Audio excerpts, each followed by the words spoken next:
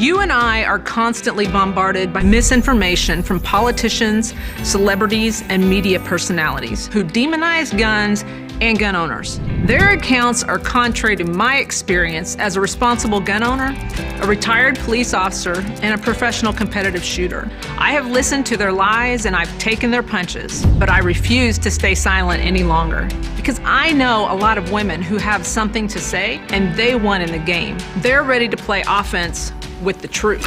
The truth is, we all want the same thing: to protect ourselves, our families, and to be safe in our communities. The DC Project is a nationwide grassroots organization made up of women from every demographic. We come from all different walks of life, but we are united in preserving our Second Amendment rights. As we share our experiences, we push back against gun control lies and oppose those who demand our rights be restricted. As an immigrant from Venezuela, I saw how easy it was for freedom to die. My family and I watched tyranny destroy our home. In Venezuela, the media, celebrities, and politicians repeated the same anti-gun messages until people found it normal and acceptable to give up their freedoms. The reality is, none of it is normal or acceptable.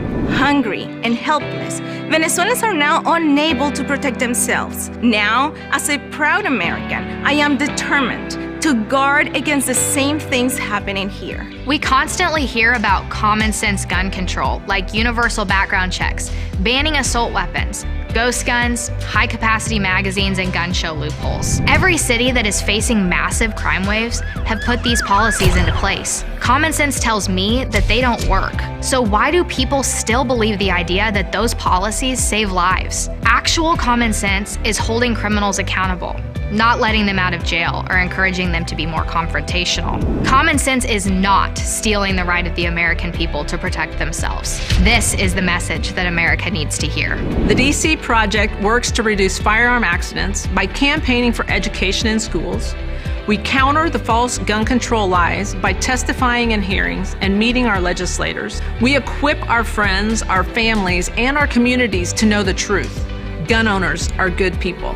America is a beacon of freedom. The Second Amendment is vital piece in ensuring that our kids can have a free country to grow up in.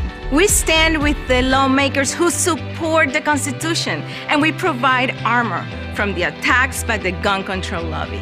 Join the DC Project today. Become a member, donate, or subscribe to our newsletter for updates on how we educate, advocate, and preserve our Second Amendment rights for generations to come.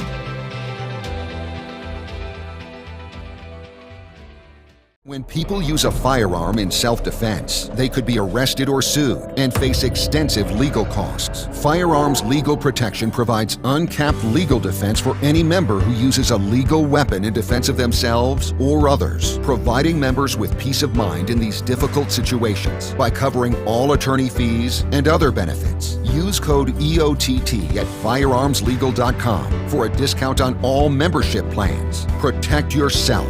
We'll protect you.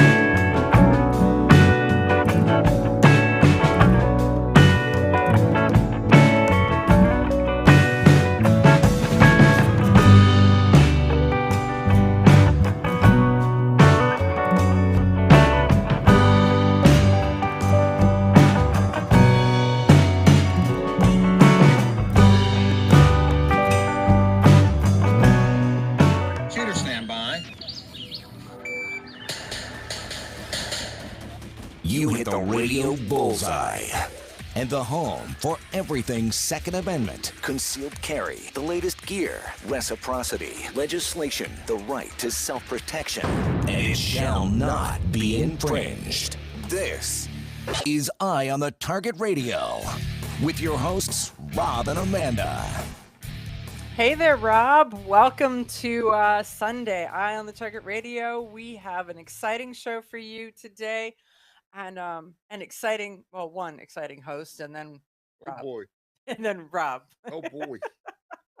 So no, it's been a really good Second Amendment week. I've been putting out my whole campaign for NRA Board of Directors.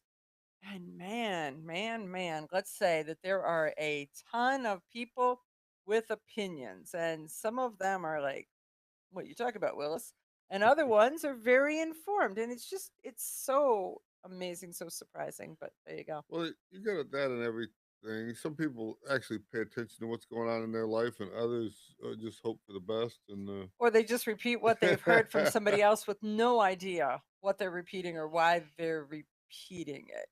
And so there's there's some of that, and it's crazy when you get to that odd little rhetoric thing without content, without a backstory, without anything. That always somewhat I like the surprises ones me. where somebody will say, "I don't pay taxes; they give me money back at the end of the year." You can tell they got their shit together. They get it. They don't get it, and they don't understand where taxes are, and the taxes are kind of everywhere in all of this. I live in one of those areas where we're like being slowly overtaken by the neighboring community. Oh yeah, I saw that where And so they have what is that word? My head wants to say absconded, but that's not no, it. They're it's not. annexed. They haven't really annexed it, but they've cut some kind of a deal where once they put some factories in or something, Hmm. uh, then they're going to start charging everybody a payroll tax on that next city over. Okay. Um, I don't know how that's going to work or not, but Okay. So you already work in the next city over, so you're already paying payroll taxes in that next city over.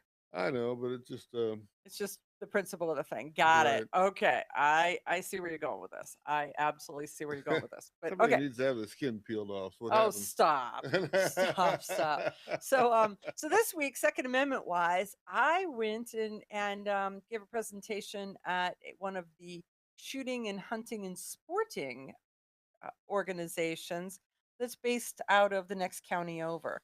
I And bought 2 old guns and I shot a couple shots out of one of my old guns. So that's about the extent of my 2A thing. 2A. So you I bought a 22 rifle. It looks really cool, and when you get looking at it, the sights are crooked as can be. So I don't know if it's the rifle's cross-eyed or the sights are cross-eyed. the rifle's cross-eyed. That's funny. So So do you think that they put the sights on to correct for their issue, for the rifle's issue, I don't know or they if just put I'm the gonna have sights to on and take the sight off and look and see. I don't know if they cut the dovetail in the barrel crooked and then the sight went on, or if the sight itself got bent somehow, but bent so nicely that it looks like it was built that way. okay. But it's definitely it's like a quarter of an inch off the side of the barrel from where it should be sitting, and Yeah, well something's that'll make a difference. something's different. Especially since it's a small or rifle. So when you miss, When you're we gonna were miss kids, by a my lot. grandfather he bought a new shotgun. He kept saying the barrel's bent. You can't hit nothing because the barrel's bent. So You're he took it to the Grand American and they straightened the barrel for him, and he shot good with it for the next 30 years afterwards. But so he maybe the always barrel was bent. He That's was what I like, always "Told you so." said the barrel's bent, and they straightened the barrel for him at the Grand American. So Oh, that's crazy. Well, one of the things is in the presentation that I gave, the it was very well attended in this hunting and sporting organization, and they're like, yeah, we've got a lot of members, and this meeting they typically come 50 or 60 people, and thank you for a sporting organization. That's actually a really good attendance. And then they said, well, they're probably going to have to open it up to people that live outside the community to other things because they're seeing that the growth for their organization is not continuing to grow. And they want to make sure that they preserve and protect this organization, what it's doing and how it's doing it. So I thought that was kind of interesting. You find that in a lot of things. I mean, Mhm. for years I was a lion, and the as Not the the lying out your liar hole. That not no, that kind of but lion. I The was one of the public servant lions that lions with the little red most vest and the most Christmas communities trees and the have. glasses. Yes, and Mhm. but as you find that the old people are retiring and dropping out, the younger people are not actually um, community service minded. I guess Well, they say they that there's a lot of folks who just aren't joining so what before makes you we had wonder. social media, we just had social, and When we were now when we were kids, people belonged to bowling leagues and stuff like this. I wonder if all those things are losing membership just because people don't go out of the house to. well, they used to go out of the house to have something social to do. Well, Now we they all want to be just like Fred Flintstone and belong to the Buffalo uh, World of the Buffalo or whatever it was. whatever. Yes, with the grand poobah hat and all of that. Right. Exactly. No, yeah, I think that they connected that way, and now they use their phones. Now they use Facebook and Twitter, and they connect in a completely different way socially than that one-on-one in Then being person down in the ditch picking up trash with the with the neighbor community. guy. It could be. I'm, I mean, there's organizations I've joined, but none of them have been ditch diving I organizations can for remember me. being in the ditch. I can remember doing a couple years of a Christmas tree duty. There was Hmm. just whatever was needed to be done. Somebody had to take control. So, Somebody did. And then you were also part of the local community festival, the Fairs and Festival Planning Committee. yep, I'm a sucker all the way around. I You don't know, mind volunteering for some of that stuff, but pretty soon they start charging you 50, 70, $100 to belong to the thing. It seems counterproductive to me to pay to go and for hang out with to them. be able to go and work. I'm paying for this work that I I'm could going get to a do. job that pays me to go to work, or I could pay them to go to work. Which way? Uh-huh. I think that probably makes sense. Is that you have a dues paying organization and you have a choice between you work off the hours or you pay the dues, but you shouldn't have to do both. Right. Well, that's the thing is they never got onto that. They never got the memo. Right. It's pay, pay, pay. Everybody's all Got about pay, it. pay, pay. Got it. So did I tell you about the pheasant that I saw? Nope. Was it live or was it roasted? Oh no, it was on the hoof, if you Oh, will. So it or on the was wing. on the wing. Well, it was actually on the whatever that would be. It's little foot. Yep, So on the claw. on the claw. So it was hoofing it right across my driveway, believe it or not. Huh. And then it went off into the tall You grass know, on the neighbor's when I side, was a and then it just stood there, kind of like, oh, okay. when I was a kid, there was a lot of pheasants in the area. I haven't seen any in years, but then again, there was never any turkey. Deer was hard to see. There's more wild things out there now than ever. Just some things are a little slower coming back, and I think the pheasant's one of them. I don't know. He was beautiful, absolutely beautiful, and just kind of hanging around. So I pulled my truck up. I was probably 12 feet away from him. I rolled down the window. The country music was playing, and we serenaded the pheasant while I recorded him for a little bit before he finally decided to march off. But I thought this is pretty cool because I haven't seen those in a while. Did I tell you about the giant turkey that I saw? There was a turkey that was on the side of the road. Once again, not he was still on the hoof. If you and and he was the size of a giant garbage bag. At first I thought it was a The it thing is was a some moving a, garbage bag. a turkey has an ability to pump up. I will pump you up, and Okay. so they can get to be big. But if you pick one of them up and play with it, if it's tame, I mean, I wouldn't recommend a wild one, but tame ones, they'll deflate down to where they're about the size of a chicken inside this air suit. His air suit. Okay, now this guy was the size of a giant garbage bag, and at first, I really thought that it was a garbage bag, and as I'm driving closer, it was like it's got feet. This garbage bag, and then it was like it's got a head and a beard. Oh, it's a So turkey. years ago, the neighbor had a turkey, and everything was cool as long as he didn't have a red gas can. It hated that can. So it was it a white turkey or a black It was turkey? a black one, but it would attack you if you had the gas can for the lawnmower. Rest of the time, didn't pay attention to you. It But was fine, but it just hated lawnmowers it had or that gas red cans. gas can. It thought it was a bull. I think as soon as you picked up something red, It come at you. wasn't friendly to that. So, so we'll be back right after this. Okay, you ask yourself, who is this Realize Firearms Awareness Coalition and what do they do? Realize Firearms Awareness Coalition is a not-for-profit group based in Portage County, registered as a 501c3 and organized to educate about the historical intent of the Second Amendment to the Constitution of the United States of America, to share knowledge, to enable citizens to accurately relate and defend aspects of the U.S. Constitution, to enhance public awareness and support for responsible gun ownership, and to emphasize firearms education for women who facilitate the transmittal of constitutional awareness and gun ownership to succeeding generations. How do they intend to do that? By talking to you all and having you talk back, by hosting educational summits and events. So tune in, listen, and participate. RealizeFAC.com. Your front door, your car, your gun. Safety is a habit. Gun safety and responsible storage are no different, and the best way to help prevent accidents, misuse, and theft. Cable locks help keep firearms secured. Learn how to get a free firearm safety kit. Visit projectchildsafe.org. If you have a firearm, own it, respect it, and secure it. Brought to you by the National Shooting Sports Foundation and the Bureau of Justice Assistance. I'm Charlie Cook from Riding Shotgun with Charlie. Conversations in the car about gun safety, freedoms, and even a few laughs. Imagine you're in the back seat listening to an intimate chat with me and my passengers as we drive all around the country.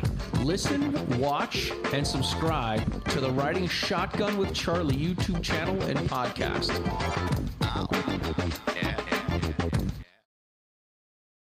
Grab your friends and head to Georgia to train with the Complete Combatant. The Complete Combatant offers a unique approach to self-defense training, layering the first signs of danger, lethal versus non-lethal decisions, and even surviving the aftermath. They offer premier firearms training with a range master certified instructor and host the top minds in our industry. See the courses offered on thecompletecombatant.com. That's thecompletecombatant.com. When people use a firearm in self-defense, they could be arrested or sued and face extensive legal costs. Firearms Legal Protection provides uncapped legal defense for any member who uses a legal weapon in defense of themselves or others, providing members with peace of mind in these difficult situations by covering all attorney fees and other benefits. Use code EOTT at firearmslegal.com for a discount on all membership plans. Protect yourself. We'll protect you. Ladies, ever wish you could find a brand that understood the difference between feminine and functional? A brand that didn't make you choose between looking good and looking tough. Check out offhandgear.com, a brand designed by a gun girl / mom that closed the gap to give you feminine, durable, functional gear. Offhandgear.com, the brand that gets you. We all know rust is bad. To help keep rust from forming on your firearms, tools, and other ferrous-based items, you want to have Rust is Bad in your gun-safe toolbox and anywhere you want to be rust-free. Rust is Bad bolsters and G-strings deposit small, safe particles that coat your rust-vulnerable items. Save your valuable items with Rust is Bad. Go to www.eyeonthetargetradio.com and follow the link for more information. That's www.eyeonthetargetradio.com for Rust is Bad.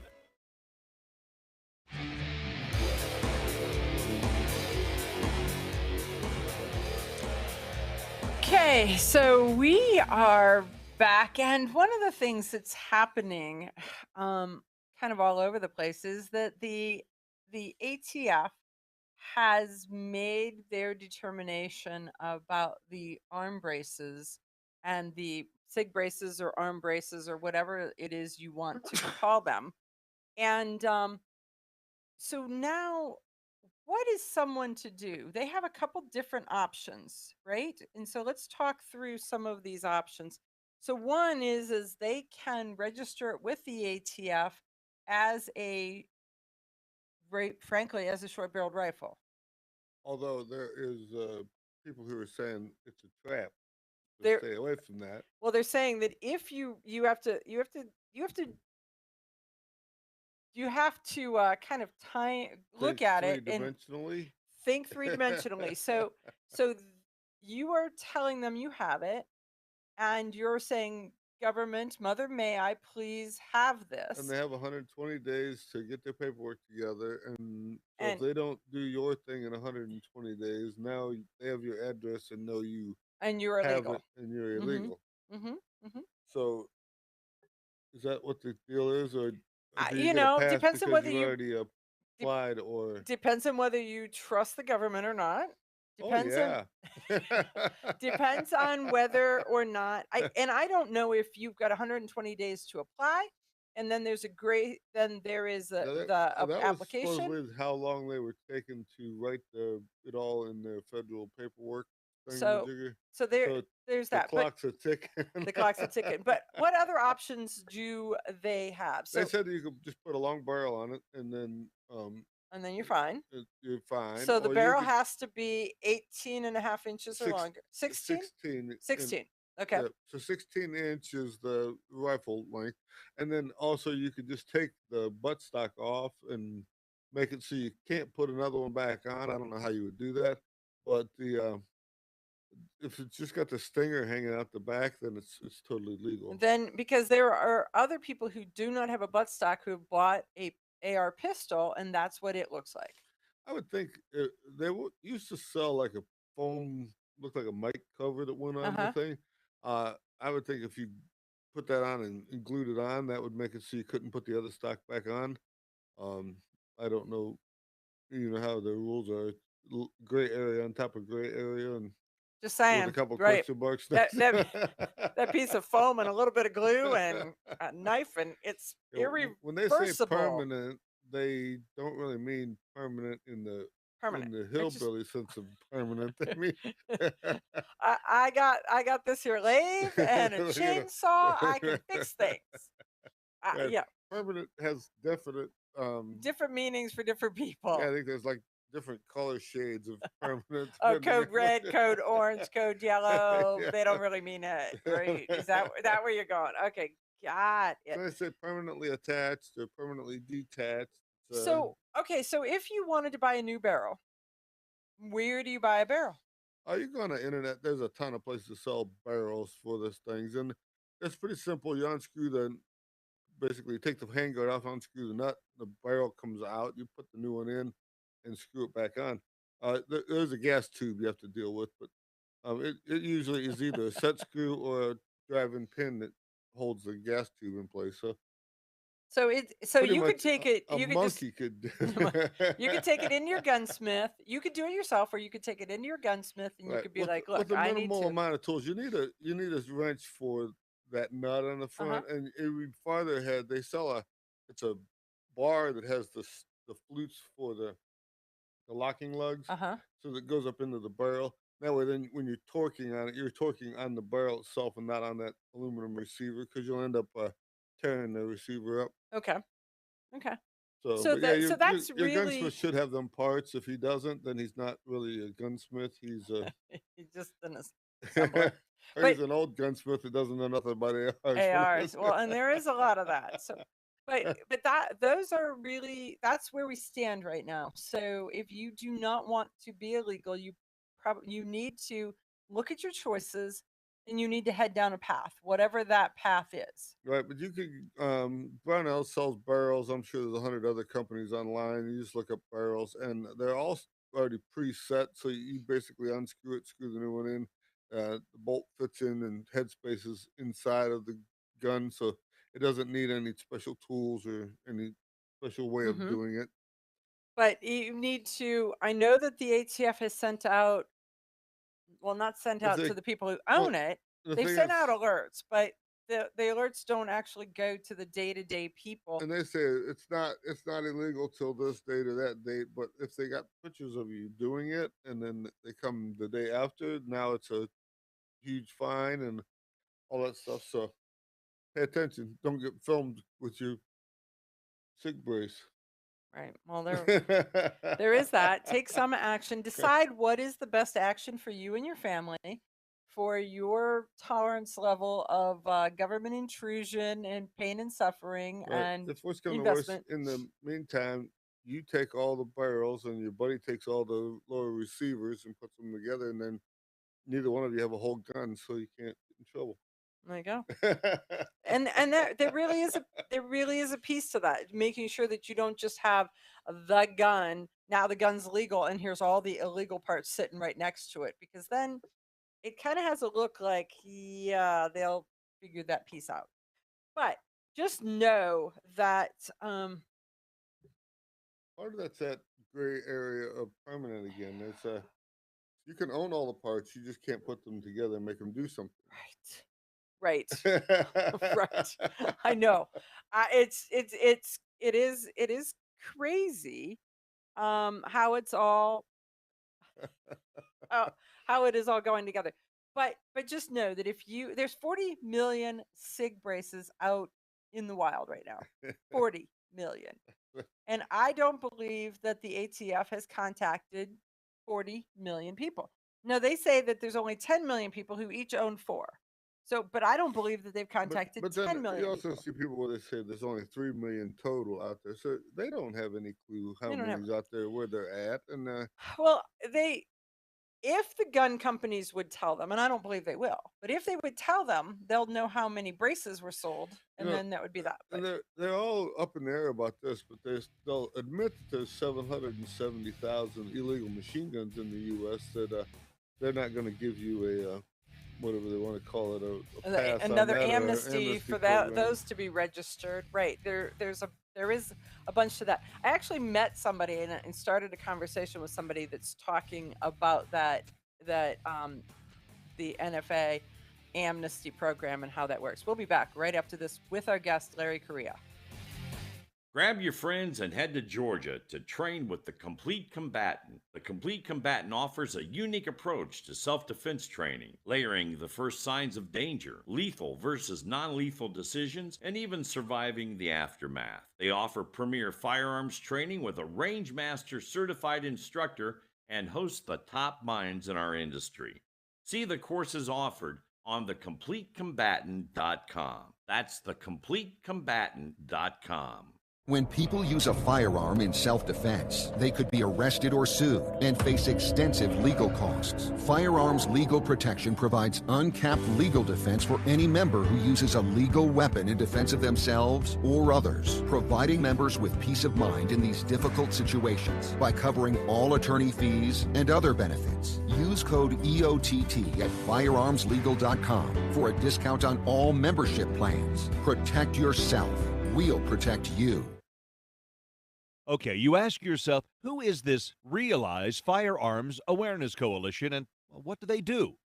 Realize Firearms Awareness Coalition is a not-for-profit group based in Portage County, registered as a 501c3 and organized to educate about the historical intent of the Second Amendment to the Constitution of the United States of America, to share knowledge, to enable citizens to accurately relate and defend aspects of the U.S. Constitution, to enhance public awareness and support for responsible gun ownership, and to emphasize firearms education for women who facilitate the transmittal of constitutional awareness and gun ownership to succeeding generations. How do they intend to do that? By talking to you all and having you talk back, by hosting educational summits and events. So tune in, listen, and participate. RealizeFAC.com. This is Cheryl Todd of Gun Freedom Radio, and I am proud to join Amanda Suffolcool and all the 50 women, one from each state, in our grassroots efforts to protect the Second Amendment as delegates of the DC Project.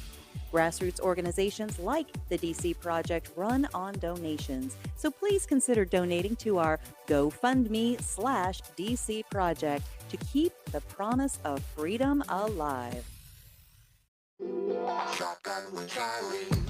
I'm Charlie Cook from Riding Shotgun with Charlie. Conversations in the car about gun safety, freedoms, and even a few laughs. Imagine you're in the back seat listening to an intimate chat with me and my passengers as we drive all around the country. Listen, watch, and subscribe to the Riding Shotgun with Charlie YouTube channel and podcast. Ladies, ever wish you could find a brand that understood the difference between feminine and functional? A brand that didn't make you choose between looking good and looking tough. Check out offhandgear.com, a brand designed by a gun girl/mom that closed the gap to give you feminine, durable, functional gear. Offhandgear.com, the brand that gets you.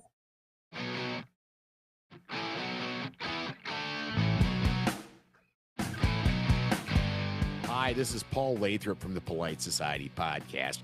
I wanted to let you know that the show you're listening to is a proud member of the Self-Defense Radio Network. You can check out all the shows on the network by going to selfdefenseradio.net or tune in for more on Self-Defense Mondays on Karma Radio, krmaradio.com.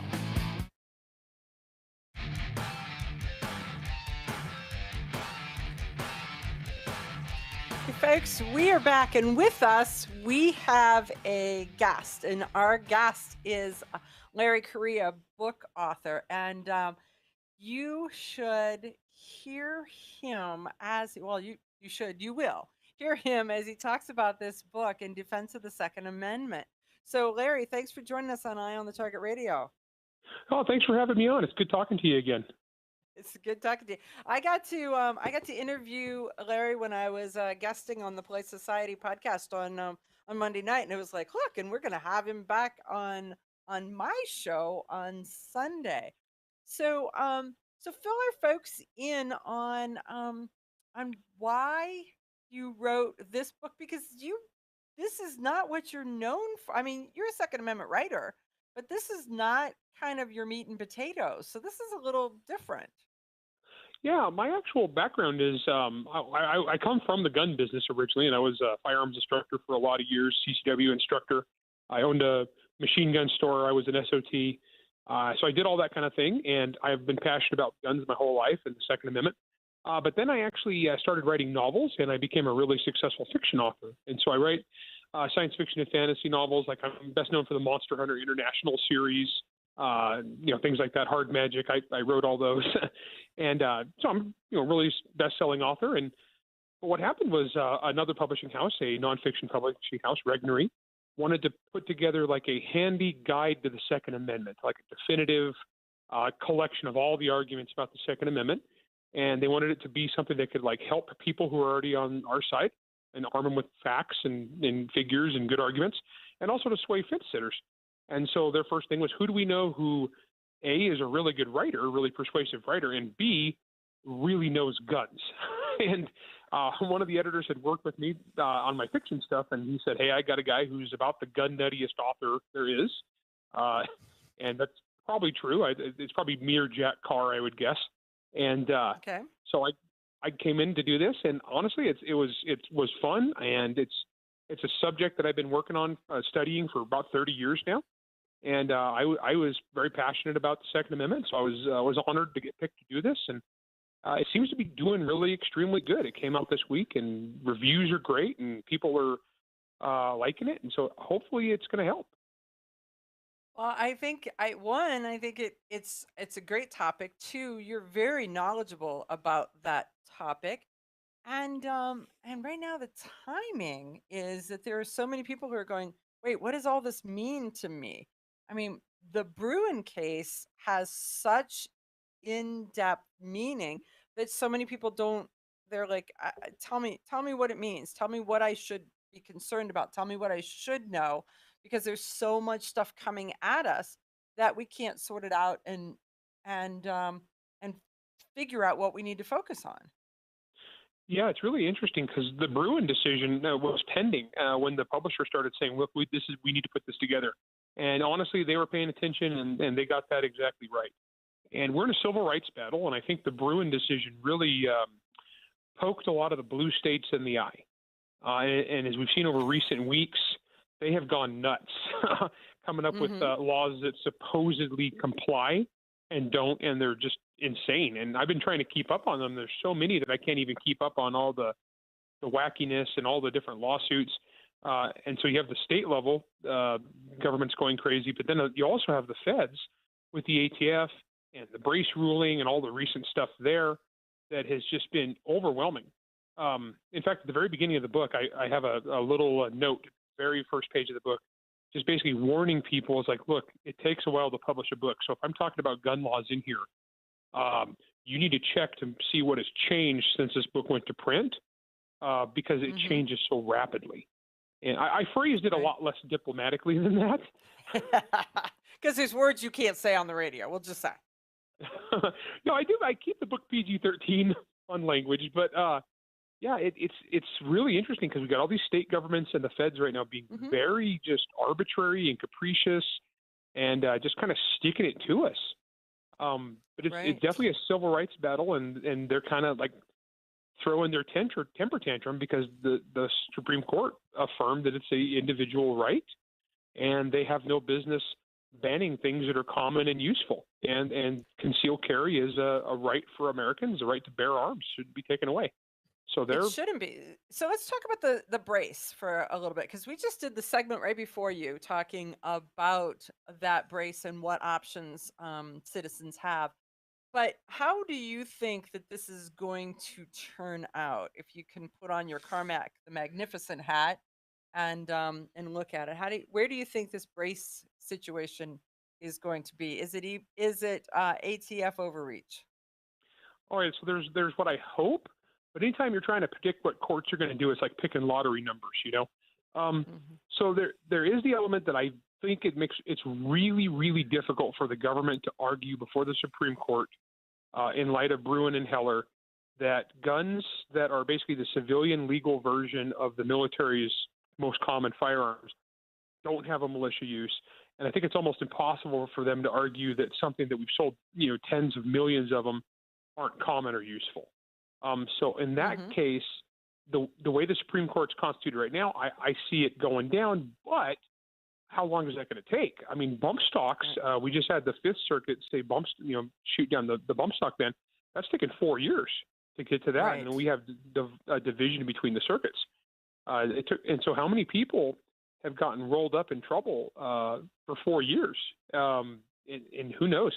So anybody who gets busted with one of these, like the people I'm worried about are not people who listen to the gun radio and keep up on this stuff. We know what's coming. We're going to be prepared for it. It's going to be the people who didn't see this coming, like people who aren't like the gun nuts.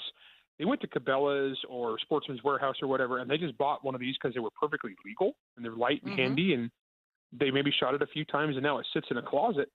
What happens when that person who doesn't know about this 120-day amnesty, 121 days from now, gets caught? That's a 10-year prison sentence for buying something that was perfectly legal at a sporting goods store.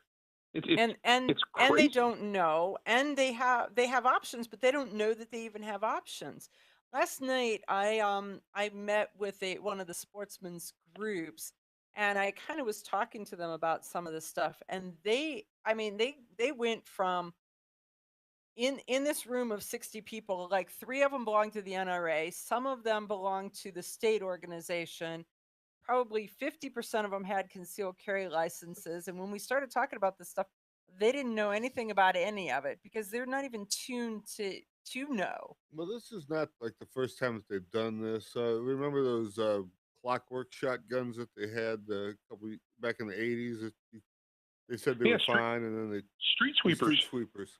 Yep, they said they were fine. They sold a lot of them, and then all of a sudden they changed the rules, and they give you an amnesty program, but they wrote it in the back of a magazine nobody ever read. So Mm-hmm. most people that have one don't know that they're not allowed to have one. And Well, there's some other case of same type of thing though.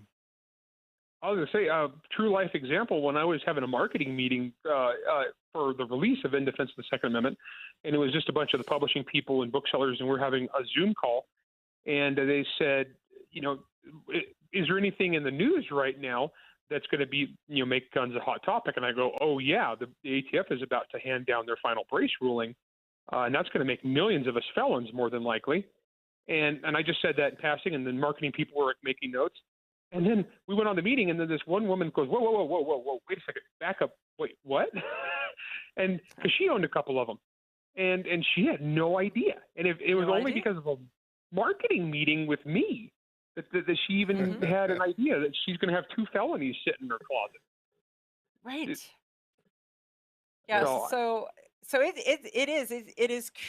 crazy, Well, and it's part of it's this activist judges that are working against the Constitution too. So you don't know which way they're going. We're seeing Bruin knock down a lot of different things, and this who was the judge that wrote the Clarence Thomas? Yeah, he said that he was going to revisit this if they did not comply. So when they're trying to rewrite every rule in the language of 1791 to cover their anti-gun tactics, I think he's going to end up having to revisit some of this. I was just reading this morning that 9 states have outlawed assault rifles. If I don't know if they all have the same meaning for assault rifle or not, or if it's just a word they use. Right. So where does that? So it once again, it just has to go through the courts, and so in order to go through the courts, they need, some organization needs $1 million, and somebody with standing, and the time and inclination to do this. Well, my understanding, like on the brace ban, because it hasn't actually been published in the Federal Register yet, I believe it's supposed to be on the 31st is when it officially goes live, is when the 120 days start. That's when the lawsuits will start to drop, because up until then, it's not really, you can't sue something that's not actually in the rules yet, because they're just talking about it. But on the 31st, I'm assuming that organizations like SAF, FPC, GOA, I'm assuming there's going to be just a slew of lawsuits. And it's going to be all over America, because as far as standing, there's millions of us with standing. There's millions of us who are having our rights violated on this. And so I'm assuming that this is already ready to roll out. I hope. I don't know. I have no actual intel on that. I'm just making assumptions based upon past behavior. And then at the state level, I know that all of these are at different levels, different stages. With like the New York getting struck down by Bruin, they have I believe it's 5 lawsuits right now that are backed up over their new laws, and the Supreme Court is having the Second Circuit hear those, and so who knows what's going to happen there. Exactly. So Larry, we've got a commercial break, and when we come back, we want to talk more about your book, where they can find it, and things like that. So folks, we're talking to Larry Currie, and he's written the book In Defense of the Second Amendment, and we'll tell you exactly where you can get it right after this commercial break.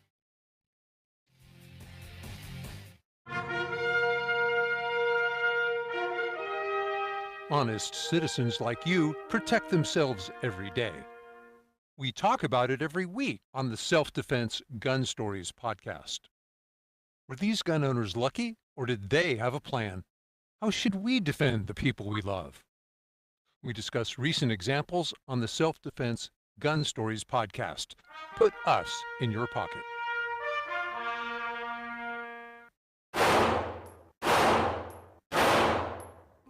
Hi, I'm Janelle Westrom, owner of Davenport Guns and Davenport Shooting Club.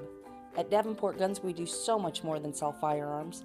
We advocate for increased personal safety and security, not just for you, but your whole family and community. Go to davenportguns.com to see our online inventory and browse videos, articles, and things we just find entertaining. Sign up for our newsletter to learn more. This is Cheryl Todd of Gun Freedom Radio, and I am proud to join Amanda Suffolk and all the 50 women, one from each state, in our grassroots efforts to protect the Second Amendment as delegates of the DC Project. Grassroots organizations like the DC Project run on donations, so please consider donating to our GoFundMe/DC Project to keep the promise of freedom alive. Ladies, ever wish you could find a brand that understood the difference between feminine and functional? A brand that didn't make you choose between looking good and looking tough? Check out offhandgear.com, a brand designed by a gun girl/mom that closed the gap to give you feminine, durable, functional gear. Offhandgear.com, the brand that gets you. Okay, you ask yourself, who is this Realize Firearms Awareness Coalition and what do they do? Realize Firearms Awareness Coalition is a not-for-profit group based in Portage County, registered as a 501c3 and organized to educate about the historical intent of the Second Amendment to the Constitution of the United States of America, to share knowledge, to enable citizens to accurately relate and defend aspects of the U.S. Constitution, to enhance public awareness and support for responsible gun ownership, and to emphasize firearms education for women who facilitate the transmittal of constitutional awareness and gun ownership to succeeding generations. How do they intend to do that? By talking to you all and having you talk back, by hosting educational summits and events. So tune in, listen, and participate. RealizeFAC.com. Shotgun with Charlie. I'm Charlie Cook from Riding Shotgun with Charlie. Conversations in the car about gun safety, freedoms, and even a few laughs. Imagine you're in the back seat listening to an intimate chat with me and my passengers as we drive all around the country. Listen, watch, and subscribe to the Riding Shotgun with Charlie YouTube channel and podcast. When people use a firearm in self-defense, they could be arrested or sued and face extensive legal costs. Firearms Legal Protection provides uncapped legal defense for any member who uses a legal weapon in defense of themselves or others, providing members with peace of mind in these difficult situations by covering all attorney fees and other benefits. Use code EOTT at firearmslegal.com for a discount on all membership plans. Protect yourself. We'll protect you.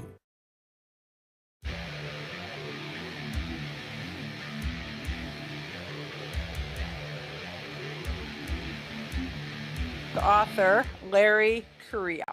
And so Larry has written the book In Defense of the Second Amendment. So Larry, tell folks where they can get the book. It's on Amazon, Barnes & Noble, bookstores everywhere, independent bookstores. Even some gun stores are carrying it. But also, if you're into audiobooks, you can get it on audible.com through Blackstone Audio. So pretty much everywhere. And I hope people like it and check it out. Okay. So what is, if you've got a 10-minute segment to tell folks whatever you wanted to tell them about this book and why it would be the perfect gift for the Second Amendment enthusiasts in their world, what would you tell them? I would say that my goal here was to write a book that is a tool. I go through everything, every argument you've ever heard, everything they throw at us, and I arm you with good responses and cites and logical responses. Everything is fact-based. Everything is fact-checked. I had, lawyers went through this to make sure everything I said was correct. But at the same time, it's not academic. It's not dry. It's not a dry read. I'm a writer. I'm a novelist. I'm a regular guy. I didn't write a book for statisticians. I didn't write a book for, Washington, D.C. policy wonks. I wrote this for regular people. I have had some people say, well, it gets a little salty, at times, but that's because I'm a regular guy who's been called every horrible name in the book for the last 30 years because I support the Second Amendment. But I get into all the emotional arguments they use, and I refute them. I get into the stats from around the world. I get into the real meaning of the Second Amendment and the logistics of all that and what it actually means to have an armed populace and how that's the ultimate check and balance in our system against tyranny. So I just say basically check the book out, and I think it will help. I think it will be useful to you. And if not, if you don't like it, give it to one of your friends. There you go. So one of the things that we have seen is that with the growth of, I attribute it to 24-hour news. With the growth of 24-hour news, all of a sudden people started to realize, it's always been true, but they started to realize it in their world, that they are their own first responder. That meant that more people decided they wanted to have a gun. More people wanted to have concealed carry. More people wanted to be able to protect themselves and their families. And that includes women. So women became the fastest growing demographic. Yet it's become this polarizing thing to where now when you are a woman that has a gun, then people have point blank told me that I only have a gun because I want to be able to shoot children. So literally, how do we get back to a society that respects guns and has a healthy relationship with a gun, whether it's for feeding your family or for self-defense? What advice and pointers do you have? This is one of those fronts on the culture war that I do believe we're making gains. And the example I use is 2020, where, with our fiery but mostly peaceful chaos, we had all over America, people all of a sudden were like, wow, I'm on my own. The cops aren't coming. You call 911 and they say, good luck, wish you well, we can't come. And so we saw the explosion of gun sales that year, a huge record number, and they weren't to the traditional demographics that they stereotype as, it's just white males buying guns. No, not at all. You look at the actual demographics from the NSFF, everybody bought guns in 2020, but it wasn't us gun nuts because we've already got ours. We're not going to wait in line, pay scalpers prices. We don't pay above MSRP. We got ours. This is really interesting to me. So we have all these people coming into it because nothing forces people to this realization quite like having life punch them in the face. And the last couple of years punched everybody in the face. And so we have a lot of people coming in. Our job, honestly, as the people who have been here for a while, is to welcome them and to educate them and to help them out and get them to the range, get them on the right path, get them to good resources, teach them, and then get them to good instructors, good coaches, and help them be responsible. Because the more people we get on our side, the harder it is to pass these ridiculous laws. But I do think we're getting. Now, how do we get society back to that? I think it's just that larger. That's actually what I closed the book on, is all the things that we can do, as the proverbial gun culture, to get people up to speed on this. And it's something I think that, honestly, we have improved immensely over the years. Because when I got started in this, when I was a kid, I was a teenager when I became like a huge gun nut. I grew up around firearms, but I got really super into it when I was a young man, and it was a lot more insular back then. It tended to be a lot more, hunting, fishing, outdoors, and there was a lot of people who were kind of from that space who were like, they were okay you can ban guns as long as you don't ban my hunting shotgun, my deer rifle. But the ensuing generation, we learned the hard way that they don't care. They're coming for everything. Right. Your hunting rifle is a sniper rifle. Your shotgun is a street sweeper. It doesn't matter. They're coming for everything. They're going to give another name to it. I mean, currently the president is talking about everything semi-auto. When they say, "Oh, we're going to take our ARs," and then they define it as everything that's semi-auto. Yeah. Some people aren't connecting the dots there. That's a pretty big bucket. Yeah, that's something to go into in the book too, is because they always say they want to ban assault weapons, which me and you, we know that's kind of a nonsense term. I mean, it has a historical context for us World War II buffs, but when you get into the actual nuts and bolts, they need to define it. And when you ask them to define what you mean by assault rifle, it usually boils down to semi-automatic magazine-fed guns, which is basically or that are black. Most of them. Yeah, they love anything that are black. They hate anything that's scary looking. That's like when we talk about our EBRs or evil black rifles. But yeah, they if you ban semi-automatics, magazine-fed semi-autos, that's basically you're banning armed self-defense. That's most of the guns we use. And it's all the best guns that we use for self-defense. And why? And I go into this in the book, practically. And all the stuff they want to ban, it doesn't make a lick of sense.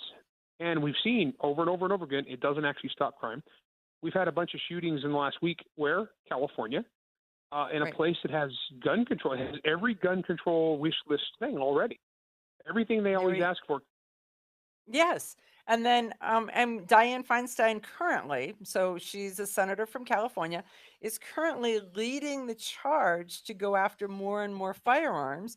And so California, Illinois, because Dick Durbin has jumped in on that bandwagon.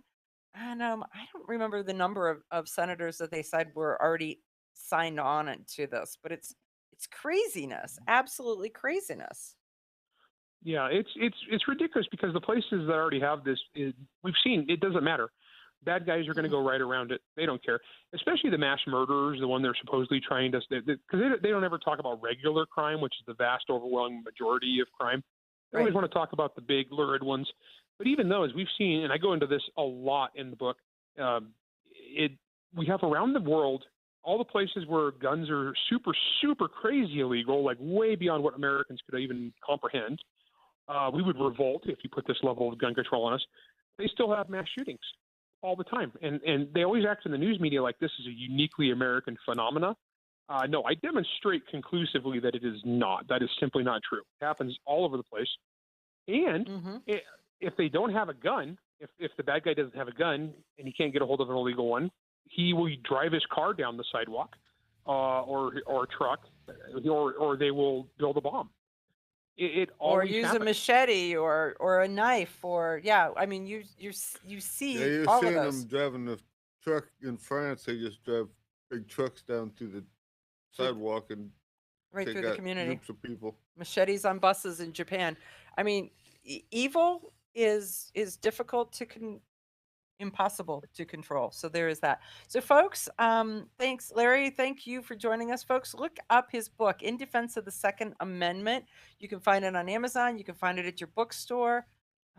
He's everywhere. And this week he is out interviewing in a wide variety of Second Amendment shows. So check it out and tell your friends and buy a book for you, buy a book for a friend, because we cannot have too many educated 2A folks. We'll be back. Okay, you ask yourself, who is this Realize Firearms Awareness Coalition and what do they do?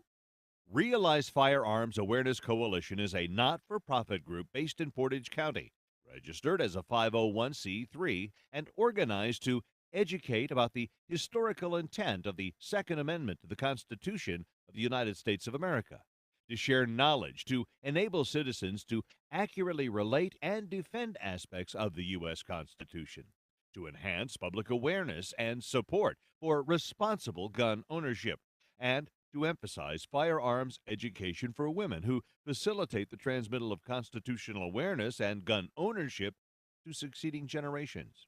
How do they intend to do that? By talking to you all and having you talk back, by hosting educational summits and events. So tune in, listen, and participate. RealizeFAC.com.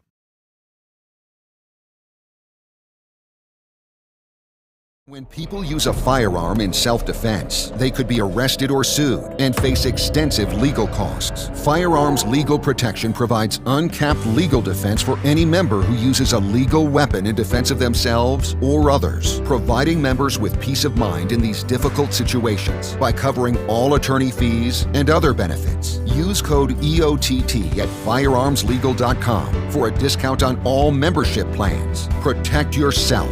We'll protect you.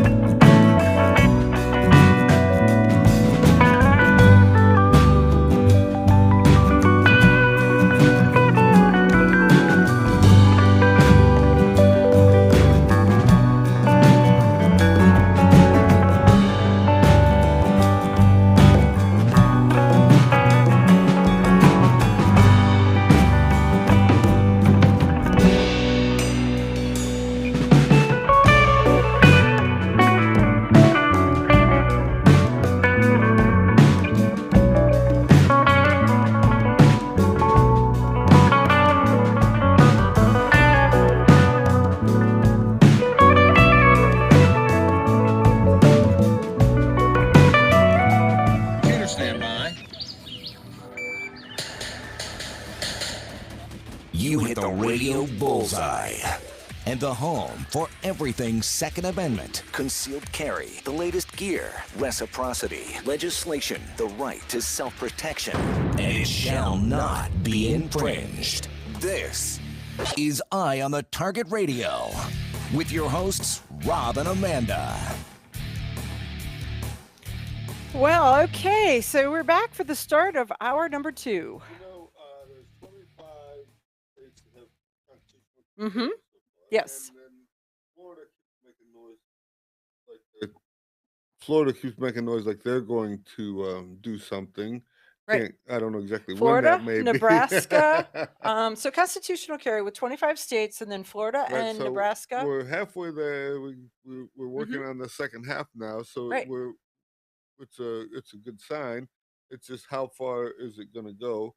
And then there's 9 states that have passed some form of an anti assault weapons ban. Well, I'm pretty sure that those are not the constitutional carry states. So so you're looking at both ends of the pendulum, Right. right? So is it the fact that these 9 are they're not going to get it, but the rest of them will? Or is it that Bruin's going to come in and slap it down into where everybody gets it, like it or not? Or is it It's going to be interesting because it's going to be, is it constitutional carry that everybody's going to get? Is it well? national concealed carry? The thing Is is it? when you read Bruin and when you read this Second Amendment, it's Mhm. pretty clear what they got in mind, and Right.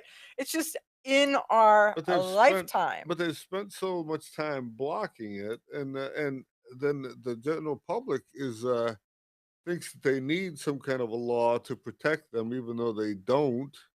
And even if they have the law, it's not going to protect them, so they're better off to be armed and And protect prepared instead themselves. of But they want the mental comfort of thinking that somebody is going to come and save them should they need the it. mental comfort of your carbine in the rack at the local L&K while you're having breakfast should be Should much be way better. overcome the thing of But someone coming I possibly, I and I get then it. waiting outside. Since you're already inside, you might as well just take care of it. Um, Well, somebody was saying to me yesterday, they're like, "Oh wow, you're drinking water. You're a very inexpensive date."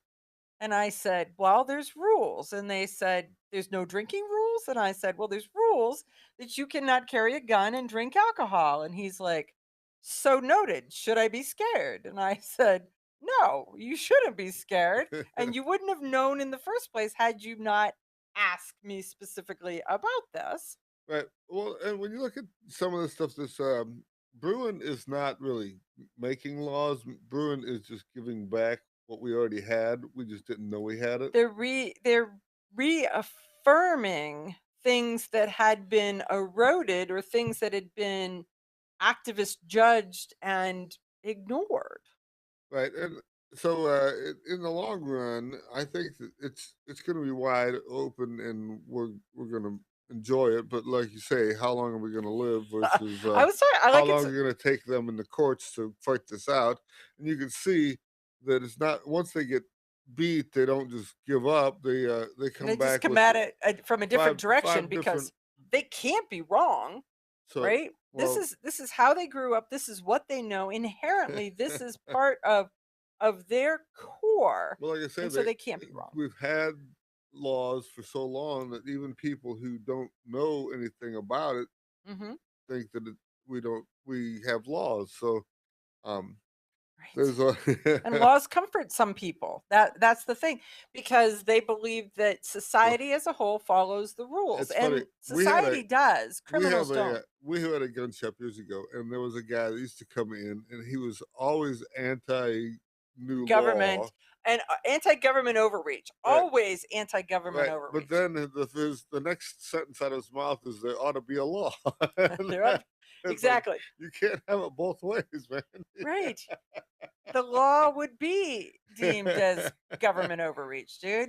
You know, So the other part, I have friends who say that we should embrace the Second Amendment, and we should actually have militias. We should have a group of friends, 8 to 10 of you, who get together occasionally.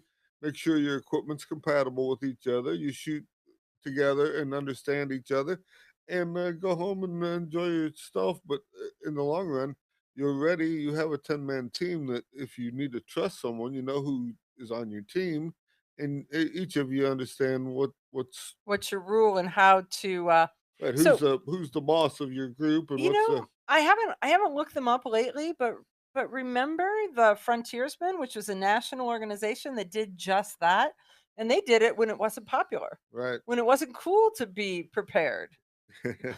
So I have not checked lately. I have not heard from them or heard But about we're them for a hearing while. the news every day. You're hearing more and more news, and it's all about we're going to be in war with the Chinese. And then the next thing you hear is that the Chinese are paying for the president's library. The Chinese have their girlfriend is Dating senator's it. date or something.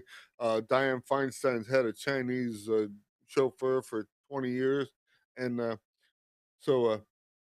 They're infiltrated our government. They understand what we're doing, and that. And who do you think is going to benefit the most by us not having a gun than the Chinese if we're going to go to If war? that is if that's who we're going to war with, it's I whoever mean, we're going to war with. uh, Yeah. well, they always. Abraham Lincoln said that there was no enemy who was going to ever be able to drink from the Ohio River. I don't understand why they would want to, but That they can't get they that couldn't get that embedded. far into the country to Got it. do it. And then the Japanese during the war, they asked why they didn't invade, and they said that there was a rifle behind every blade of grass, so they didn't Right. want to do that either. So the Second Amendment is what dissuades and what protects our communities, is as crazy as it is. The an interesting point, and some people take comfort in this, and I find it concerning, bordering on abhorrent. And that is that there are different police organizations all across the country who just keep saying, okay, don't worry about it. We're not going to enforce that, whatever that is. And so, right now, recently, the Arkansas Sheriff's Association issued the following statement No, saying, hold on. You're saying that because they're saying they're not going to enforce a law, you say that's abhorrent? no, I think it's, yeah, I think it is. And But here's what why. I about want the them not to enforce it, but I instead I want them to turn and stand with us and fight back and take it down. Not just, okay, it's there, we're going to ignore it. okay? Because Because these guys aren't going to enforce it, but Barney Fife over there is, and I don't know which road am I taking. Am I going to get one of these guys, or am I going to get Barney Fife? So now well, all of and a that's the thing. sudden, What you get the other thing when they go to the state house and they say, "Oh well, the police are against this," and here it's the what is it? The FOP is against yeah. it, So but it's not the it's police not the on the rank and street. file. Yes, It's some guy in an office building that's never been a police officer in that's his never life. never had to be on street patrol. Never had to be a rank and file. Yeah, I mean, I find that the acceptance that some will enforce and some will not enforce, and we're supposed to take that as a good sign. I think that it makes it more difficult, and it will make more citizens end up with legal standing at some Well, point because they will be the test case. this one, your article you have is what, Arkansas? Arkansas. So, but it's not just the sheriff's association who says that they're not going to. Right. The whole state has passed a law saying that if the pass a anti Second Amendment bill in the federal government, that the state's not going to That's states' allow rights. them to help with the. And yeah, so what they said was Arkansas Code 211904 says that all acts, laws, orders, rules, and regulations of the United States government enacted on or after January 1st of 2021 that infringe upon people's rights to keep and bear arms as guaranteed by the Second Amendment, blah, blah, blah, are invalid in this state and shall not be recognized by this state, are specifically rejected by the state, and shall be considered null and void and of no effect. Now that, on the other hand, is they're standing with us, and now you know that Barney Fife is not Right. within the So state's it's borders. that is within the state borders. You got backing. If you Exactly. have a state that says one thing and the sheriff says a different, then, like I say, the Mhm. change of power at the sheriff's level could change way the whole thing is going. Right. So so one of these things is that we're working on federal courts and states' rights and states' laws. So that's part of this line. But I think we as citizens need to know where the lines are. And if our state's going to stand up for it, then that's great. But if it's this township to that township, or this sheriff that's elected and then the next day he quits or retires and somebody else comes in, how am I supposed to know? Honest citizens like you protect themselves every day. We talk about it every week on the Self-Defense Gun Stories podcast. Were these gun owners lucky, or did they have a plan? How should we defend the people we love? We discuss recent examples on the Self-Defense Gun Stories podcast. Put us in your pocket.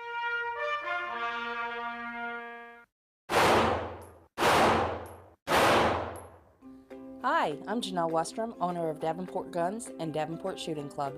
At Davenport Guns, we do so much more than sell firearms. We advocate for increased personal safety and security, not just for you, but your whole family and community. Go to davenportguns.com to see our online inventory and browse videos, articles, and things we just find entertaining. Sign up for our newsletter to learn more. Your front door, your car, your gun. Safety is a habit. Gun safety and responsible storage are no different, and the best way to help prevent accidents, misuse, and theft. Cable locks help keep firearms secured. Learn how to get a free firearm safety kit. Visit projectchildsafe.org. If you have a firearm, own it, respect it, and secure it. Brought to you by the National Shooting Sports Foundation and the Bureau of Justice Assistance.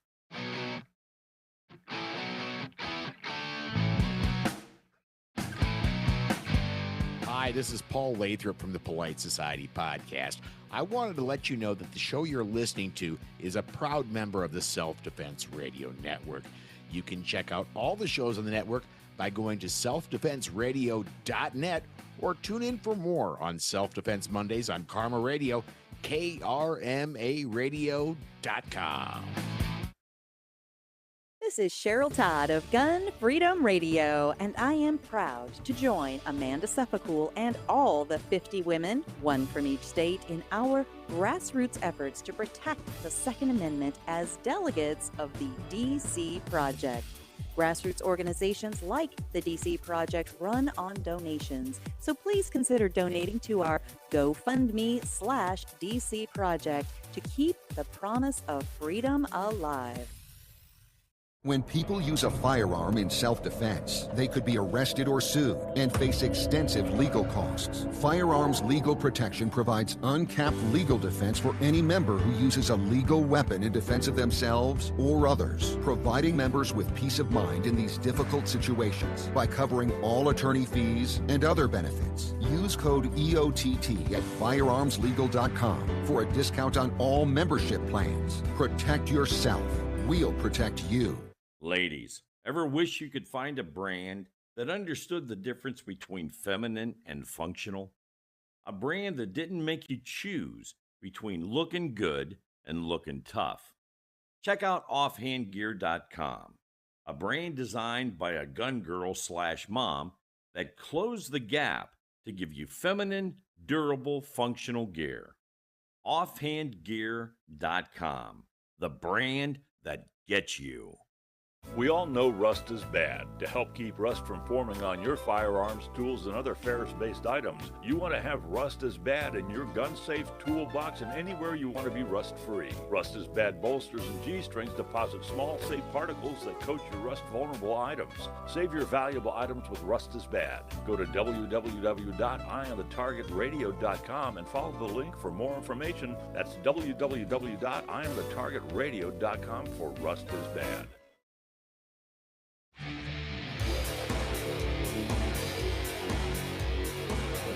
Okay, so we're back, and so what are you?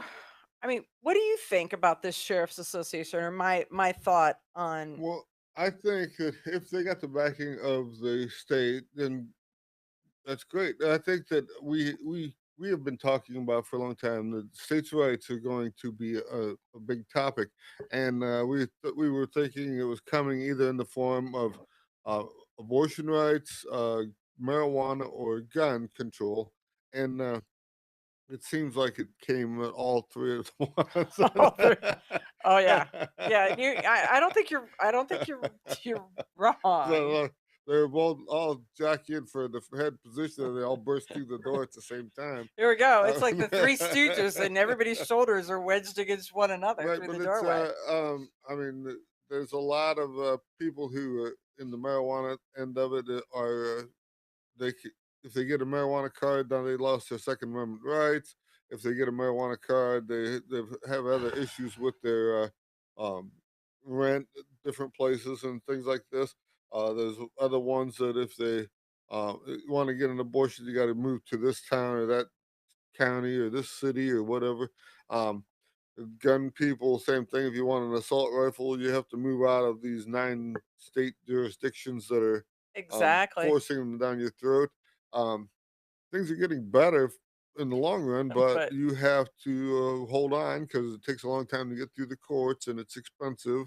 Um, Spend your money in the right direction. Make sure that you're backing the group that's helping you and not and somebody who says they're helping you. right. I mean, there's So, there's a lot of people that collect money at gun shows to help, but in but reality, you are they getting to the Supreme Court with that money? look to their names to find out who is backing the cases that are getting to this like the Ninth District Circuit Court, the 11th District Circuit Court, who decide those cases, so that because those are the ones that are going to then end up at the Supreme Court level. And So it's if they're not pushing a case to there, you're looking at they're not some of the winning. stuff. Bruin has said that you don't need to have a serial number on your gun. So somebody was caught with a gun with the serial number was defaced off it.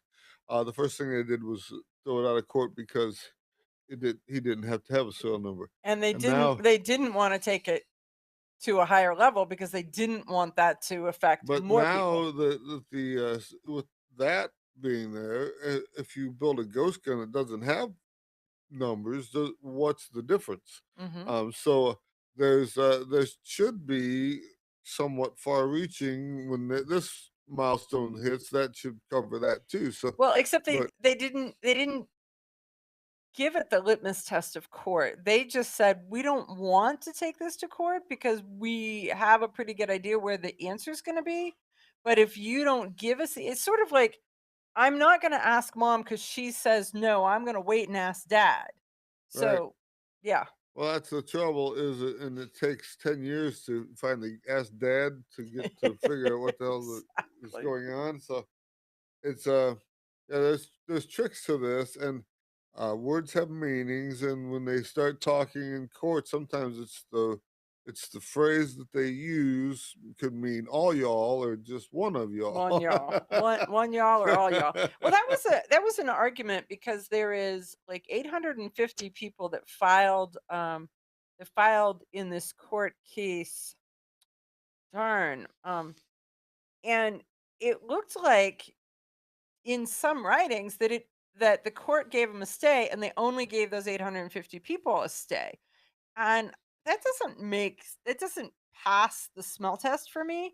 So there's this whole, okay, Well, how is this, and what are the and gun the writers other saying? day on the morning news we were watching, Hmm. and they were talking about Hunter Biden. We've all seen where he bought a gun. He didn't want the gun no more, so his wife or his girlfriend or somebody wrapped it in a bag and threw it No, away it at the wasn't that school. he didn't want it. She took it because she didn't want him to have it. So she took it to the grocery store and threw it in the trash can right outside the, Yes, save, good safe storage the location and stuff. Piggly Wiggly Save More, Save a Lot store, So whatever its name anyhow, was. but he lied on the form saying he wasn't a habitual drug user, and I think a couple other things. His address was wrong or something.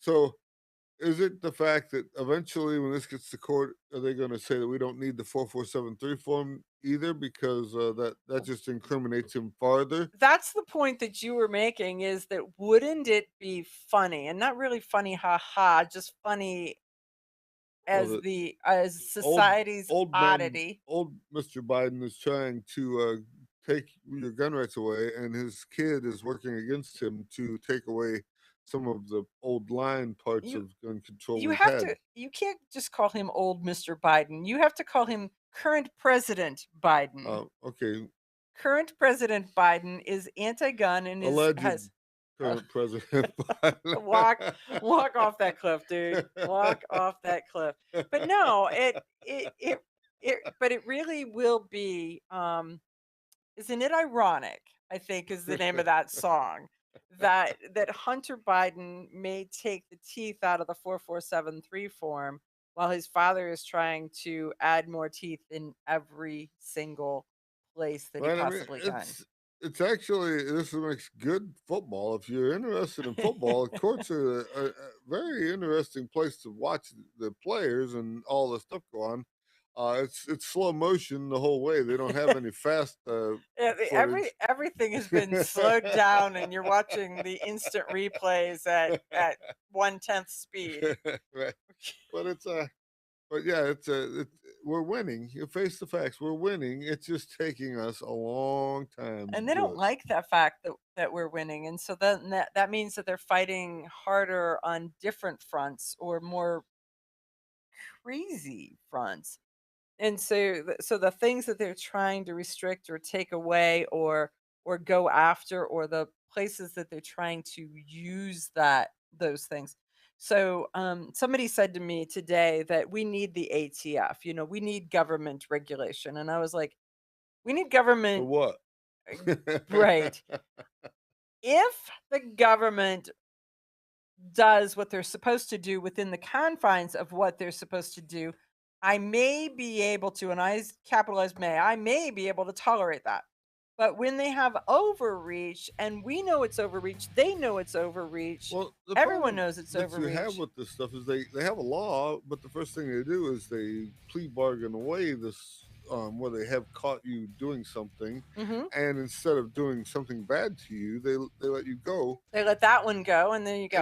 and so there's a ton of that stuff going on, and they So, should put they need to treat the criminal as a criminal, okay, and so we're done. We'll be back right after this. Grab your friends and head to Georgia to train with the Complete Combatant. The Complete Combatant offers a unique approach to self defense training, layering the first signs of danger, lethal versus non lethal decisions, and even surviving the aftermath. They offer premier firearms training with a range master certified instructor and host the top minds in our industry. See the courses offered on thecompletecombatant.com. That's thecompletecombatant.com. When people use a firearm in self-defense, they could be arrested or sued and face extensive legal costs. Firearms Legal Protection provides uncapped legal defense for any member who uses a legal weapon in defense of themselves or others, providing members with peace of mind in these difficult situations by covering all attorney fees and other benefits. Use code EOTT at firearmslegal.com for a discount on all membership plans. Protect yourself. We'll protect you. Okay, you ask yourself, who is this Realize Firearms Awareness Coalition and what do they do? Realize Firearms Awareness Coalition is a not-for-profit group based in Portage County, registered as a 501c3 and organized to educate about the historical intent of the Second Amendment to the Constitution of the United States of America, to share knowledge, to enable citizens to accurately relate and defend aspects of the U.S. Constitution, to enhance public awareness and support for responsible gun ownership, and to emphasize firearms education for women who facilitate the transmittal of constitutional awareness and gun ownership to succeeding generations. How do they intend to do that? By talking to you all and having you talk back, by hosting educational summits and events. So tune in, listen, and participate. RealizeFAC.com. Ladies, ever wish you could find a brand that understood the difference between feminine and functional, a brand that didn't make you choose between looking good and looking tough. Check out offhandgear.com, a brand designed by a gun girl / mom that closed the gap to give you feminine, durable, functional gear. Offhandgear.com, the brand that gets you.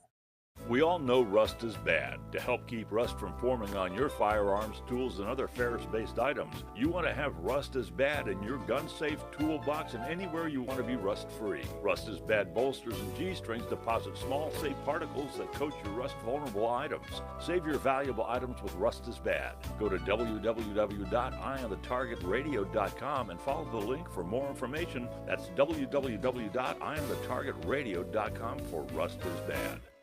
Your front door, your car, your gun. Safety is a habit. Gun safety and responsible storage are no different, and the best way to help prevent accidents, misuse, and theft. Cable locks help keep firearms secured. Learn how to get a free firearm safety kit. Visit projectchildsafe.org. If you have a firearm, own it, respect it, and secure it. Brought to you by the National Shooting Sports Foundation and the Bureau of Justice Assistance. Shotgun with Charlie. I'm Charlie Cook from Riding Shotgun with Charlie.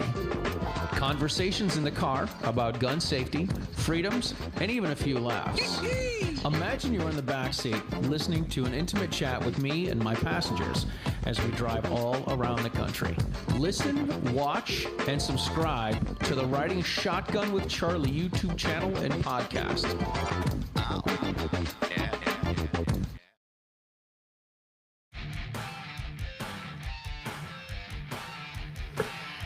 Hey folks, we are back and we have a second guest with us today. And we only do that when we have special shows. And so Dr. Currie Myers is joining us, and he has a reputation for being very knowledgeable about law enforcement and law enforcement officers and the type. So Dr. Myers, thanks so much for joining us on Eye on the Target Radio. I'm honored. Thanks so much for having me. I appreciate it very much. Oh, no problem. Absolutely no problem at all. So, so today's show, we have talked ever so much about guns and the Second Amendment and how the ATF is turning us into criminals. And I think it's kind of like this break in societal trust. So tell me what you where you think we are in America compared to where we were 20 years ago with society and trust and police officers, and it's just, I think it's a hot mess. Well, we live in a system right now. I almost consider postmodern Marxism that is going on in our country, and those are, that's disturbing when you have, I now come from the world of academia. I have a PhD in criminology professor, but I also have 25 years of experience in the law enforcement field, ending as the sheriff of Johnson County, Kansas, which is in the Kansas City metropolitan area. And so I have some practical applications, but it seems as if we have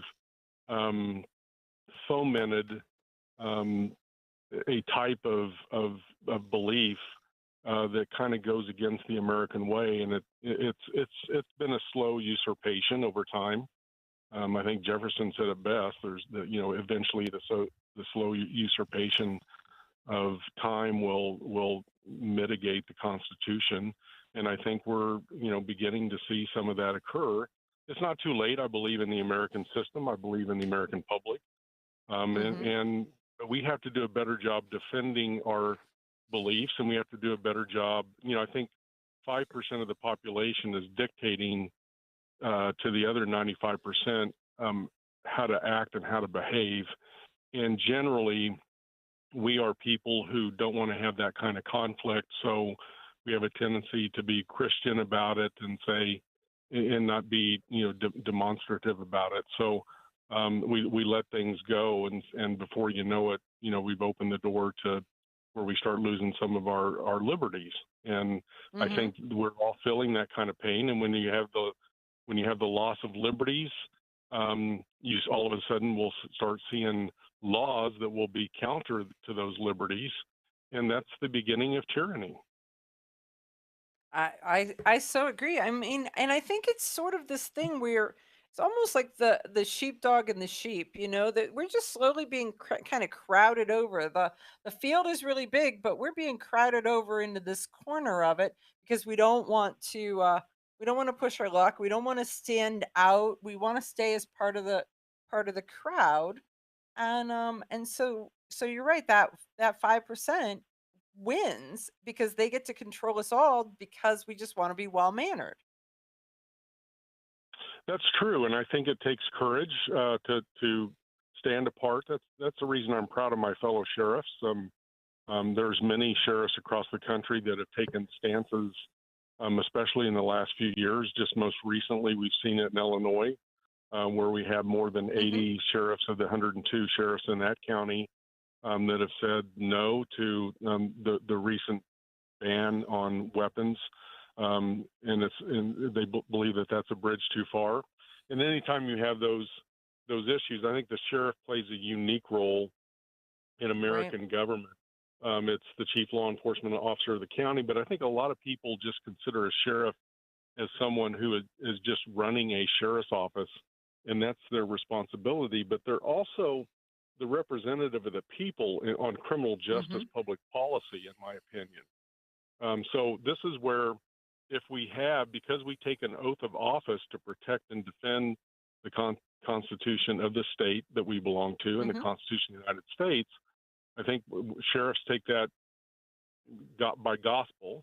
They believe in it when they raise their hand and give an oath to God, and ultimately they know that they can't violate the Constitution or enforce something that is counter to the Constitution of the United States. We also saw it not too long ago with COVID and the enforcement of masks, the enforcements of people gathering in violation of edicts by governors and edicts by mayors. This happened more in, of course, the more blue states, of course.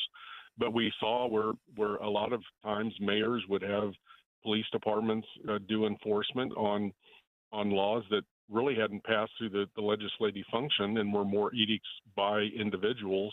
And we had numerous sheriffs take the lead and say, we're not doing that in that county, in our county. We're not going to be involved in that.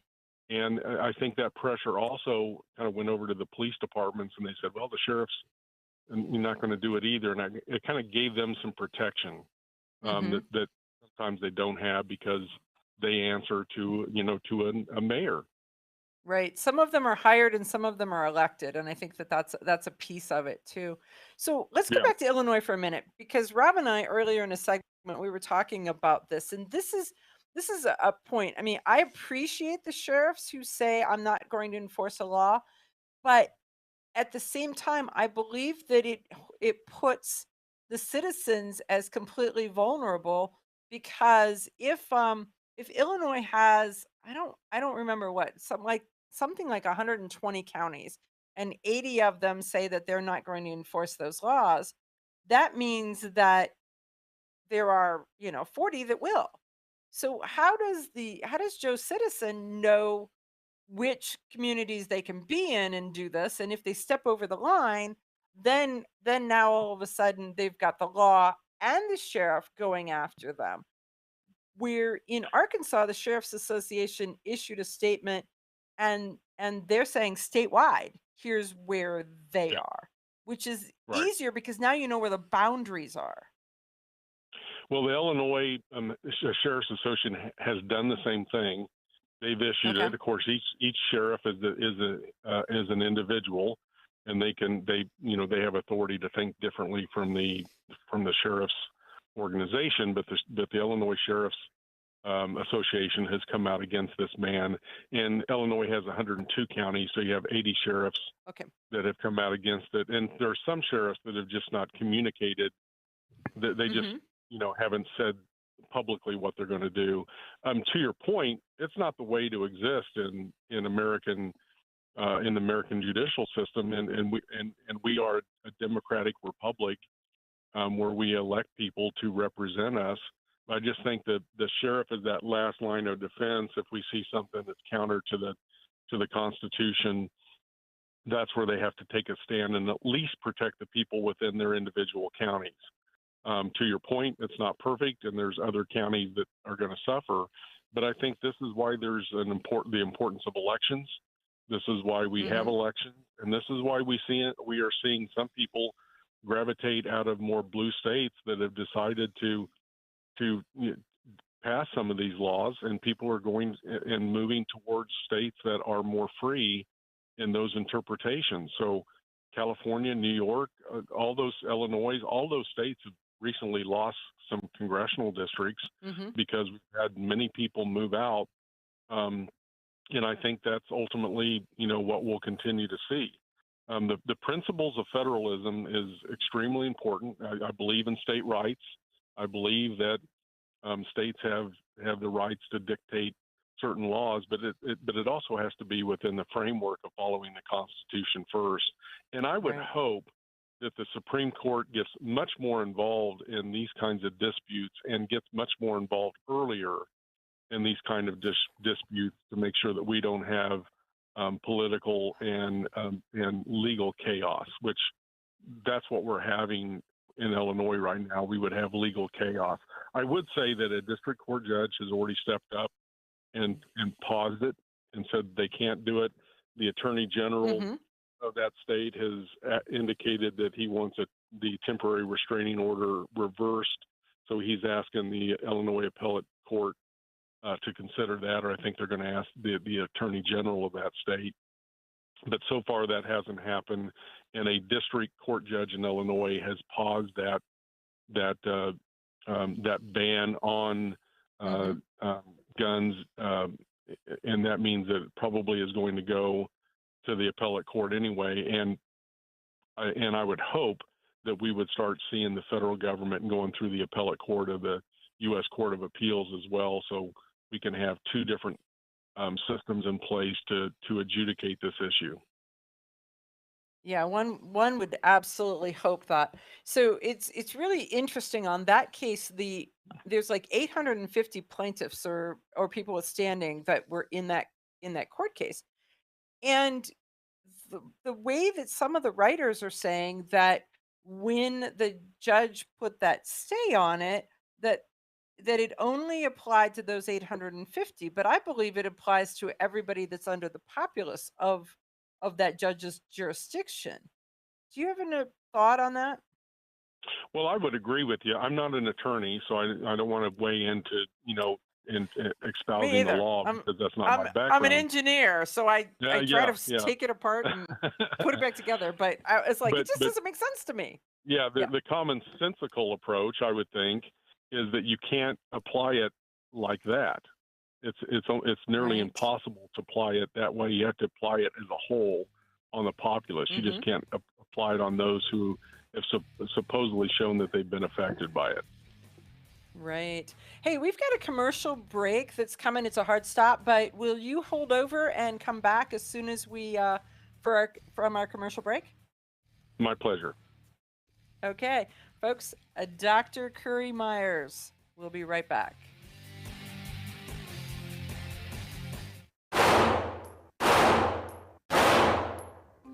Hi, I'm Janelle Westrom, owner of Davenport Guns and Davenport Shooting Club. At Davenport Guns, we do so much more than sell firearms. We advocate for increased personal safety and security, not just for you, but your whole family and community. Go to davenportguns.com to see our online inventory and browse videos, articles, and things we just find entertaining. Sign up for our newsletter to learn more. This is Cheryl Todd of Gun Freedom Radio, and I am proud to join Amanda Suffolcool and all the 50 women, one from each state, in our grassroots efforts to protect the Second Amendment as delegates of the DC Project. Grassroots organizations like the DC Project run on donations, so please consider donating to our GoFundMe/DC Project to keep the promise of freedom alive. Ladies, Ever wish you could find a brand that understood the difference between feminine and functional? A brand that didn't make you choose between looking good and looking tough. Check out offhandgear.com, a brand designed by a gun girl / mom that closed the gap to give you feminine, durable, functional gear. Offhandgear.com, the brand that gets you. We all know rust is bad. To help keep rust from forming on your firearms, tools, and other ferrous-based items, you want to have Rust is Bad in your gun-safe toolbox and anywhere you want to be rust-free. Rust is Bad bolsters and G-strings deposit small, safe particles that coat your rust-vulnerable items. Save your valuable items with Rust is Bad. Go to www.eyeonthetargetradio.com and follow the link for more information. That's www.eyeonthetargetradio.com for Rust is Bad.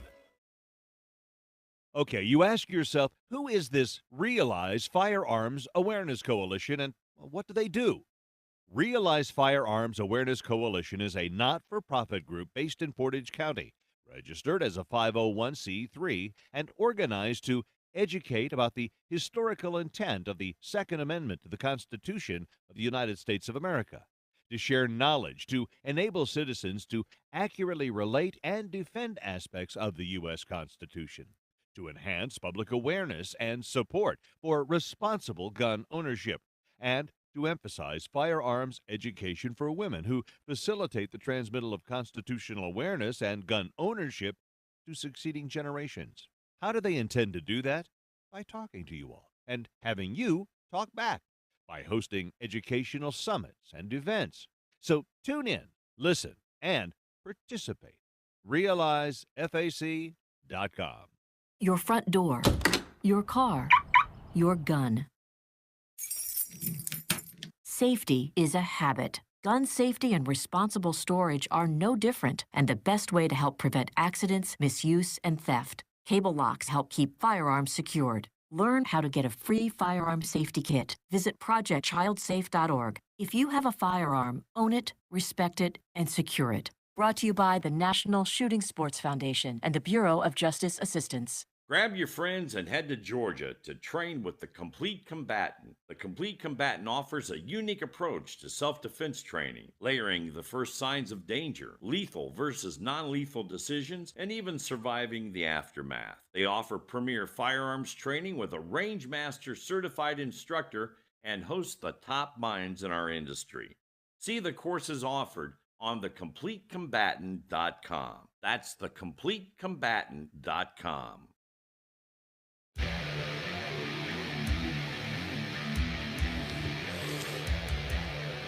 So we are back, and we're with retired Sheriff Currie Myers, and so it's an interesting paradigm that we're faced with right now because the United States news programs are trying to pit American citizens against the police. And they're doing it left, right, and center to where the people are being led to believe that they can't trust the police. But if we don't have the police, where are we at? So what can we do, and how can we help stop that? Because I think it's crazy. Well, it is crazy. I believe people should peaceably assemble. We all believe that. That's actually in the Constitution of the United States. And when any kind of event occurs, whether it's against the government, we have the right to bring our petition to the government and cause for concern, and that includes marching. But it specifically says peacefully assemble. And so when it devolves into brutality, when it devolves into arson, when people get hurt, when you have terrible property that terrible amounts of property that has been destroyed, those are criminal activities. And again, it takes courage to ensure that we have a criminal justice system that responds to that effectively and makes sure that not only law enforcement arrest people for criminal activity, but also prosecutors prosecute for that activity. And we have to have a little bit more courage than what I'm seeing in order to ensure that we are keeping the peace and that we're doing so effectively. Now, there are opportunities for improvement in law enforcement, and I write about those often. I have my own Substack, drcurriemyers.substack.com. I am a criminal justice advisor to Americans for Prosperity in their criminal justice program. So we talk often about opportunities for improvement. I do believe that we have to have the ability to weed out the bad actors in law enforcement. There's 5% of any profession is bad, and we have to focus on getting rid of those kinds of folks. And sometimes it's difficult when you have arbitration and police unions that prohibit the ability to get rid of bad apples. That's I was just going to ask you that point right there. I mean, we all lived through and saw what arbitration and the unions had done to manufacturing, let's say in the car industry, and what it did to the cost of cars and what it did to the quantity of work and all of those types of things. And I believe we're seeing that, 20 years later, 30 years later in the police force. And then this latest whatever you want to call it, where they're now saying, well, one, they're blaming everything on racism, but two, they're saying that they have to lower the standards because they can't get police officers, and then three, the arbitration and saving bad police officers. What Well, when you're where are we? What do we do? Well, when you're attacking law enforcement and the police profession, and you feel like everybody's against you, including your community, then you are going to gravitate more towards the union because they're your only protection, or at least you feel as if that's the case. So it's important for the community to support police, but it doesn't mean that law enforcement shouldn't be accountable and transparent in everything that we do. And so I would make the argument in the Memphis case, it was horrendous. The video that I saw was totally inappropriate. It is not under any circumstances is that kind of behavior tolerated. It was more like thugs that were out menacing society. But I would also make the argument that the criminal justice system is working. Those officers were, number one, found out. They were investigated.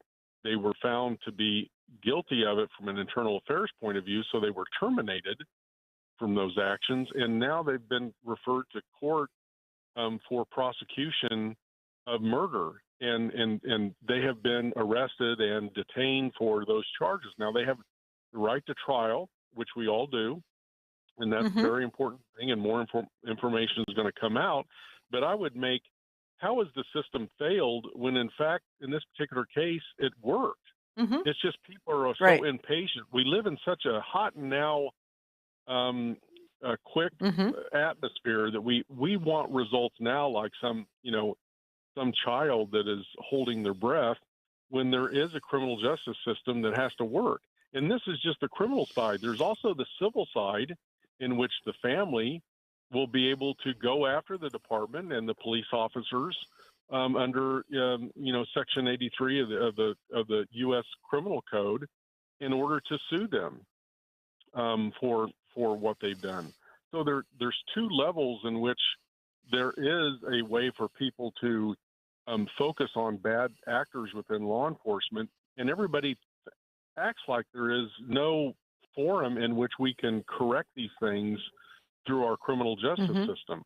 Our criminal justice system is one of the best criminal justice systems in the world, but it's not without problems, and it's not without opportunities for improvement. That is certainly true. And I make the argument, even in things like asset forfeiture, I'm a true believer that we should have asset forfeiture, but asset forfeiture needs to be connected to criminal activity. I don't think law enforcement officers should be seizing people's property, to include guns, unless they have committed a crime and you can prove that crime has been committed. And then when it's happened, then you can seize it. So there's some people that say, oh no, we need that in order to fund law enforcement. The other thing I'm a huge proponent on is we need to fund law enforcement appropriately but do so through general funds and not through fines, fees, and forfeitures, because that's supplanting our police budgets and not treating with the respect that we need. Yeah, and I agree, because then it looks like, oh, we don't want to solve the problem, because then we lose an income We're stream. losing the income. Look at Right. at cameras, where we Also- had the whole cameras at every stoplight Also, until they you're found out they seeing couldn't. these big cities where they'll pay off on a civil lawsuit way before the criminal lawsuit too actually early. gets to court. And then it undermines the And then- police and officers. then, and then it makes the police officer look guilty, whether he is or not, due to the fact that they were willing to pay the family without any questions asked. So I think Yeah. there's a lot No, of that lack of happens a lot. support of officers. And then you look at it to say, we're in a spot where people are like, well, the cops aren't policing themselves, and we've had to lower the standards. Well, honestly tell me, would you give advice to a young person who's starting out by saying a police officer's career is the place you want to be? It we're almost like a self-fulfilling prophecy, that they say that there's issues, and then the good people don't want to join the good people that are already there trying to fight the fight, and because they're like, yeah, I'm not sticking my toe in that pool. Well, resignations are up 48% across the country in the last 2 years. Retirements are up 24%. Unfortunately, we're also seeing early retirements that occurred, and there's going to be a big void. When you see early retirements and separations from officers that have been on like 10 or 15 years, as an example, then all of a sudden you're going to have young officers not have the ability to have senior officers that can be mentors to them and show them the way. Support. Now, there's 5% okay. that are bad, but the good ones are out there. Yep. We've got to take care of them. So you've got 30 seconds. Tell folks where they can find you, so that because you're interesting as all get out. Well, I'd be honored to come back anytime to talk to you. Thanks for the opportunity. You can visit my work at drcurriemyers.substack.com, drcurriemyers.substack.com. Okay, folks, Dr. Currie Myers, and yes, we're writing this down, and he is going to be a guy that's going to answer questions and help us solve some of these, where I'm like, I've got questions. I've got so many questions, and society is just not helping me get the answers for me or for my listeners. Okay, you ask yourself, who is this Realize Firearms Awareness Coalition, and what do they do? Realize Firearms Awareness Coalition is a not-for-profit group based in Portage County, registered as a 501c3, and organized to educate about the historical intent of the Second Amendment to the Constitution of the United States of America, to share knowledge, to enable citizens to accurately relate and defend aspects of the U.S. Constitution, to enhance public awareness and support for responsible gun ownership, and to emphasize firearms education for women, who facilitate the transmittal of constitutional awareness and gun ownership to succeeding generations. How do they intend to do that? By talking to you all and having you talk back, by hosting educational summits and events. So tune in, listen, and participate. RealizeFAC.org.